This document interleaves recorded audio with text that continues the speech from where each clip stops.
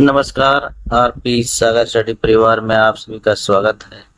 उम्मीद है आप सभी बेहतर होंगे और आपका संघर्ष भी जारी होगा। आप सभी को मालूम होगा कि जे टेट का नोटिफिकेशन आ चुका है, तो फिर देर क्यों करना। आपके उज्जवल भविष्य के लिए इस चैनल के माध्यम से एक नई सीरीज शुरू की जा रही है, जो आपके जे टेट 2026 एग्जाम के लिए बहुत महत्वपूर्ण रहेगी। यह आपके सिलेबस पर आधारित है तथा तरीका बस विश्लेषण किया गया है।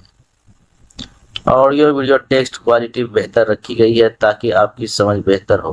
सिलेबस पर आधारित पूर्व परीक्षाओं में पूछे गए प्रश्नों का समावेश है तथा इन प्रश्नों पर आधारित अन्य महत्वपूर्ण प्रश्न हैं। उम्मीद है यह तरीका जेट 2026 के लिए बहुत कारगर रहेगी। वीडियो के अंत में समरी भी दी गई है जो आपके रिवीजन के लिए बेहतर होगी। जेट 2026 समान विज्ञान 6 to 8 के सिलेबस पर जरा ध्यान देंगे। यह दो पार्ट में है। एक पार्ट में इतिहास, भूगोल, सामाजिक और राजनीतिक विज्ञान, अर्थशास्त्र तथा दूसरे पार्ट में चाइल्ड डेवलपमेंट संबंधित टॉपिक दिए गए हैं। हम सभी सिलेबस के आधार पर सभी टॉपिक एमसीक्यू का समाधान करेंगे। इतिहास विषय के सिलेबस के आधार पर जो टॉपिक दिया गया है वह विद्यार्थी को पता नहीं चलता कि कहाँ से पढ़ना है। उनकी सुविधा के लिए टॉपिक के साथ मुख्य बिंदु स्क्रीन में लिख दी गई है।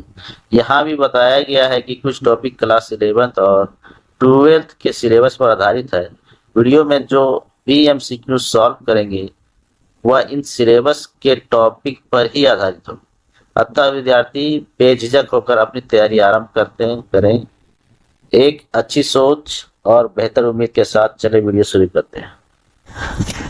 पहला प्रश्न है जो इन परीक्षाओं में भी पूछा गया है, वह संशोधन जिसने पंचायती राज व्यवस्था को संवैधानिक दर्जा दिया। यहाँ प्रश्न में ही प्रश्न छुपे हुए हैं, जैसे 73वां संविधान संशोधन जो 1992 में हुआ, 42वां संविधान संशोधन जो 1976 में हुआ, 44वां संविधान संशोधन जो 1978 में हुआ। उत्तर होगा 73वां संविधान संशोधन 1992 में पंचायती राज व्यवस्था को संवैधानिक दर्जा दिया गया। इस प्रश्न संबंधित कुछ महत्वपूर्ण प्रश्न देखते हैं। स्वतंत्रता के बाद बलवंत राय मेहता समिति की सिफारिश पर किसकी नींव रखी गई? उत्तर होगा त्रिस्तरीय प्रणाली। अगला संबंधित प्रश्न देखते हैं। सर्वप्रथम राजस्थान के किस जिले में पंचायती राज व्यवस्था का उद्घाटन पंडित जवाहरलाल नेहरू के द्वारा किया गया? प्रश्न में देखें, पंचायती राज व्यवस्था सबसे पहले किसके द्वारा की गई? तो पंडित जवाहरलाल नेहरू ने। जिला कौन सा था? तो उत्तर होगा नागौर। भारतीय पंचायती राज व्यवस्था आमतौर पर कितने स्तरों पर कार्य करती है? उत्तर होगा 3। अगला महत्वपूर्ण प्रश्न है, पंचायत के प्रमुख कार्य हैं कृषि और भूमि सुधार, पेयजल, सड़क एवं पुलों का रखरखाव, प्राथमिक स्कूल और स्वास्थ्य सेवाओं की निगरानी तथा गरीबी उन्मूलन एवं मनरेगा का कार्यान्वयन। उत्तर होगा इनमें सभी। अगला महत्वपूर्ण प्रश्न है, भारत में हर साल राष्ट्रीय पंचायती राज दिवस कब मनाया जाता है? उत्तर होगा 24 अप्रैल। पुनः हम लोग पूछे गए प्रश्न पर आते हैं। दूसरा प्रश्न है, भारतीय संविधान के अनुसार राष्ट्रपति के पास कितनी प्रकार की आपातकालीन शक्तियां होती हैं? आपातकालीन शक्तियां में राष्ट्रीय आपातकाल, द्वितीय आपातकाल और राष्ट्रपति शासन आते हैं, जो राष्ट्रपति के अधिकार क्षेत्र में रहती है। अतः राष्ट्रपति के पास कितने प्रकार की आपातकालीन शक्तियां हैं? आंसर होगा 3। यह तीनों आपातकालीन शक्ति भारतीय संविधान के भाग 18 में लिखित है। प्रश्न है, राष्ट्रीय आपातकाल की चर्चा संविधान के किस अनुच्छेद में की गई है? भारत में अब तक 3 बार राष्ट्रीय आपातकाल लग चुके हैं। यहाँ प्रश्न में राष्ट्रीय आपातकाल से संबंधित अनुच्छेद के बारे में पूछा गया है। इसका आंसर होगा 352। यहाँ प्रश्न में राष्ट्रपति शासन से संबंधित अनुच्छेद के बारे में पूछा गया है। भारतीय संविधान में 3 प्रकार की आपातकाल के बारे में चर्चा है। राष्ट्रीय आपातकाल जो 352 अनुच्छेद से संबंधित है, राष्ट्रपति शासन जो 356 अनुच्छेद से संबंधित है, द्वितीय आपातकाल जो अनुच्छेद 360 से संबंधित है। यह प्रश्न राष्ट्रपति शासन से संबंधित अनुच्छेद पूछा गया है, जिसका आंसर होगा 356।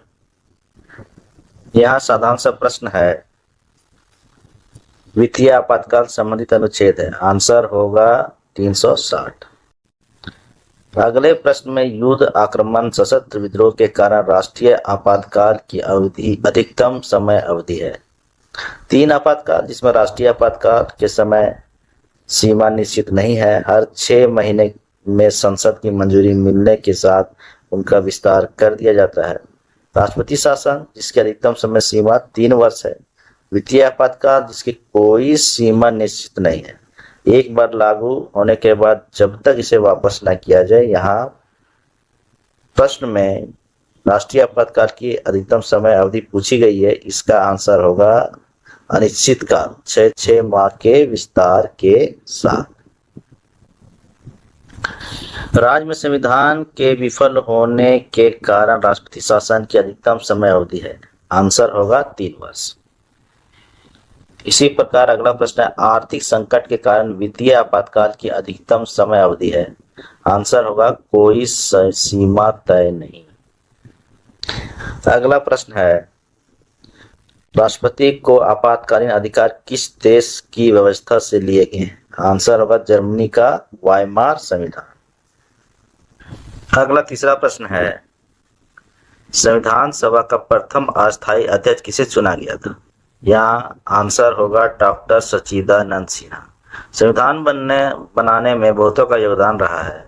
जहाँ अस्थायी अध्यक्ष के पद पर सच्चिदानंद सिन्हा, अस्थायी अध्यक्ष के पद पर डॉक्टर राजेंद्र प्रसाद, संवैधानिक सलाहकार के रूप में BN राव को चुना गया था।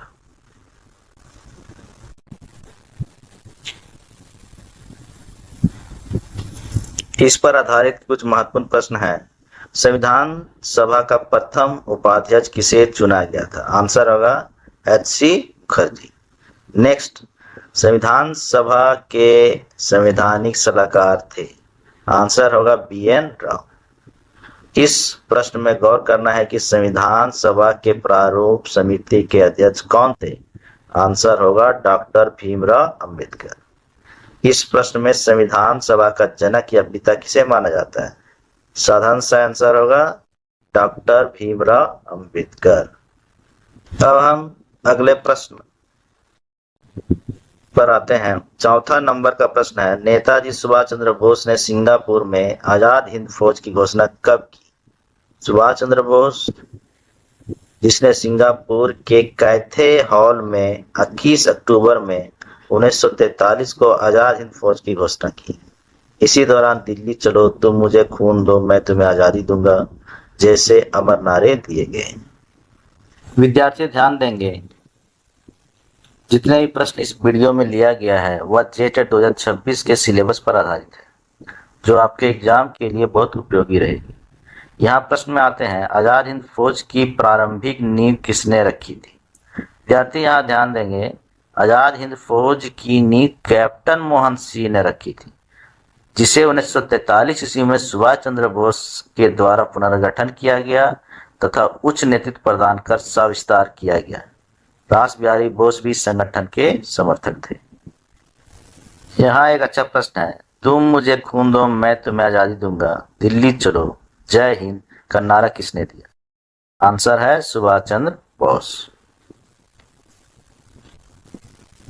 नेक्स्ट प्रश्न है, INA ट्रायल, जिसे लाल किला मुकदमा कहा जाता है, दिल्ली में 1945 के राजद्रोह के मुख्य अभियुक्त कौन थे?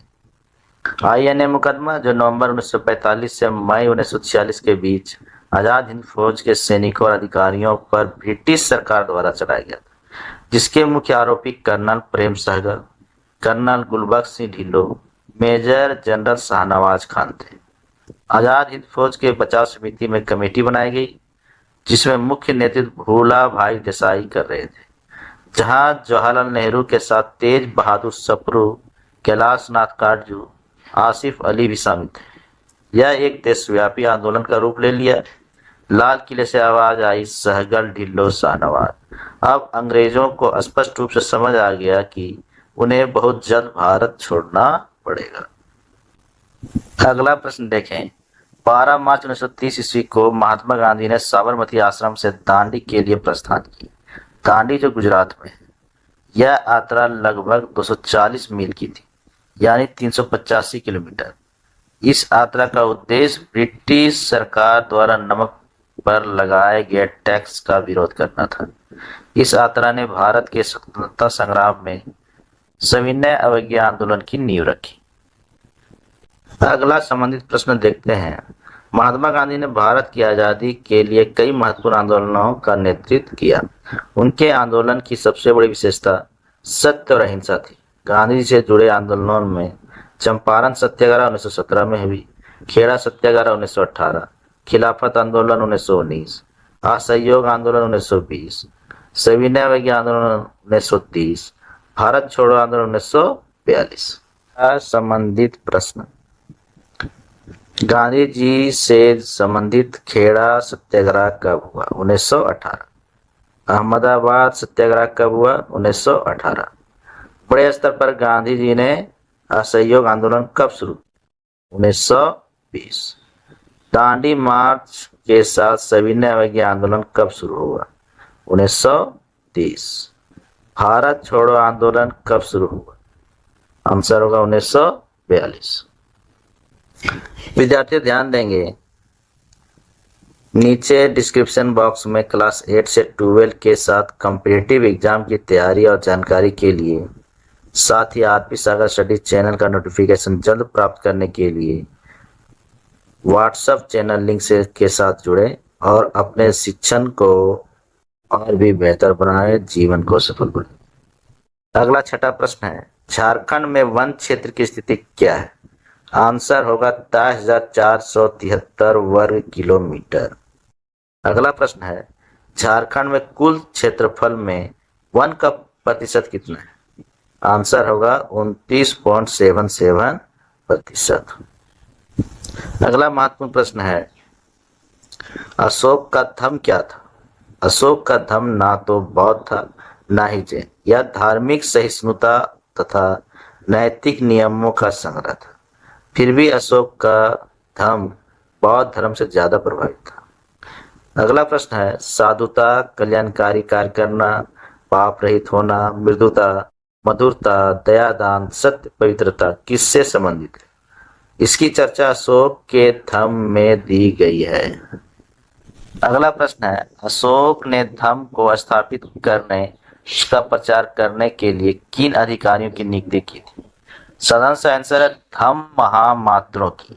इन महामात्रों को धम्म प्रचार करने के लिए अलग अलग जगह पर भेजा गया, जैसे यूनान, श्रीलंका, भारत के पड़ोसी देश आदि।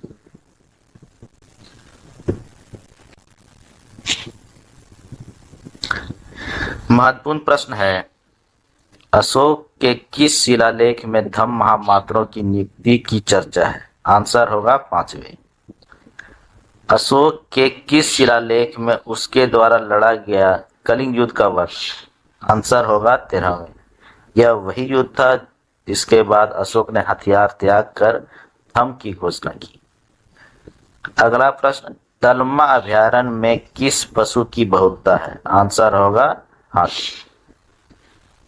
महुआ टांड़ अभयारण्य में किस पशु की बहुलता है? आंसर होगा भेड़िया। इसी तरह एक और प्रश्न, गौतम बुद्ध अभयारण्य में किस पशु की बहुलता है? आंसर होगा चीता। यह सारे अभयारण्य झारखंड में अवस्थित है। बेतला नेशनल पार्क कहाँ है और इसकी स्थापना कब हुई? बेतला नेशनल पार्क जो लातेहार में है, इसकी स्थापना 1986 में। अगला प्रश्न है, इसमें जो असत्य है उसे चुनना है। यहाँ 3 ऑप्शन सत्य है और ये एक ऑप्शन असत्य है। गौतम बुद्ध अभयारण्य जो कोडरमा में है, लावालुंग अभयारण्य जो चतरा में है, उधवा लेक बर्ड जो साहिबगंज में, पालकोट अभयारण्य जो गुमला में है।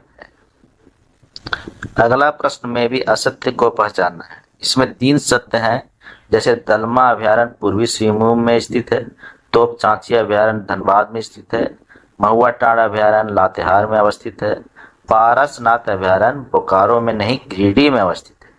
यही आपका आंसर है। एक प्रश्न में आपके 4 प्रश्न यहाँ सॉल्व होते हैं। साधारण सा प्रश्न है, राजमहल जीवाश्म अभयारण्य कहाँ है? आंसर होगा साहिबगंज। यहाँ एक महत्वपूर्ण प्रश्न है, भारतीय संविधान के संसदीय शासन प्रणाली कहाँ से ली गई है? आंसर होगा ब्रिटेन। भारतीय संविधान में बहुत सारे विषयों को बहुत सारे देशों से दी गई है जो भारतीयों के हित में हो। यहाँ प्रश्न में भारतीय संविधान का मौलिक अधिकार विषय कहाँ से लिया गया है? आंसर होगा अमेरिका। भारतीय संविधान का मौलिक कर्तव्य विषय कहाँ से लिया गया है? आंसर होगा सोवियत संघ। इस वीडियो का अंतिम प्रश्न है, भारतीय संविधान में प्रस्तावना का विचार कहाँ से लिया गया है? आंसर होगा अमेरिका।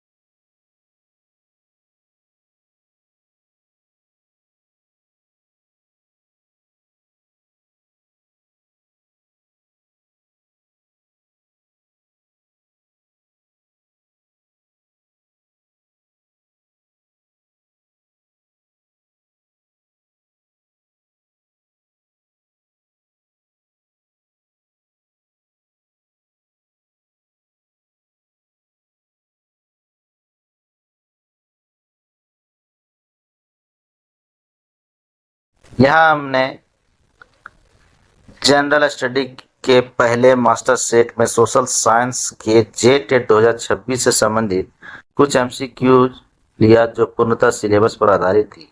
उम्मीद है यह वीडियो आपको बेहतर लगी होगी। आगे फिर JTET 2026 के विशेष समाधान के साथ आएंगे। तब तक के लिए चैनल के साथ बने रहें, स्वस्थ रहें, मस्त रहें। धन्यवाद।